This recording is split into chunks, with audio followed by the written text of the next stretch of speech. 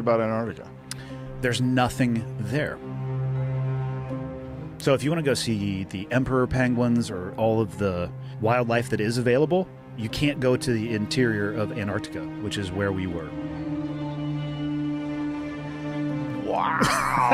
Jeez. Thought that this was going to be the coolest jump that I'd ever done. And what I will say is it's probably the coolest location, because we were there for a week.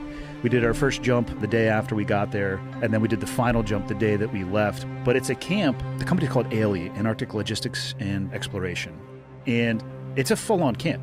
Like, Alex Honnold had passed through shortly after we had left there. He was climbing Mount Vincent, which is the largest mountain in Antarctica. Crazy group of people. Fully set up, like library, indoor packing area for us to do our parachutes, bathrooms, showers, really nice tents. Will Smith was there earlier. That, like, if you're going to film, if you're going to do like a high-end film project, you basically work your way through that. It's fully established. There's a blue ice runway.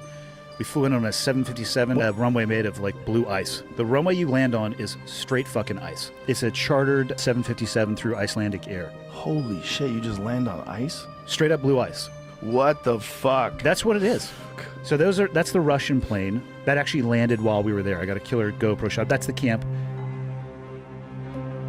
Yep, that's it right there. And that's basically what it looked like when we were there too. Is that camp set up for scientists? Like, no, at the South Pole, there is a bunch of, from my understanding, like pure science going on there, funded by governments. This is straight up, I mean, you can go there and just hang out at camp. You can go see glaciers. This is at one of the other, they have remote camps as well. They have like a very high-end camp. Like, like there's tents like that. Those are the tents we were staying in right there. That one that's hovering over there, those are the kind of tents that we were staying in. But it's on an ice field.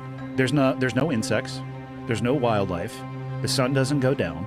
How much food do they have up there? As much as you could possibly want. They had a full like dining facility. The setup there is unbelievable. You can go in and get food anytime you want to. They'll have a presentation every night. High-end like National Geographic photographer. All sorts of crazy motherfuckers pass through there. Like, I'm just gonna walk to the South Pole, and they'll come back in subsequent years and give talks on, you know, where they went and how they avoided these crevasses, which I had no fear of until I went to Antarctica and got the brief on crevasses, which is just, you're dead. They'll never find you again. And the camp is, of course, surrounded by them. How deep are they? Hundreds of feet deep. It's just from the shifting and moving ice. This is a guy who fell into one skiing. This is making its rounds on the old internet. Oh, Jesus Christ. Oh, yeah. I mean, so you can't even see the body. He stops himself. This guy self-arrests. Oh, fuck. But can you, I mean, like, who knows how much farther down that... He was able to get out using ice cleats and a piece of rope from his friends. So he was smartly not out there by himself, so they probably saw him go in. Jesus. But we got this brief on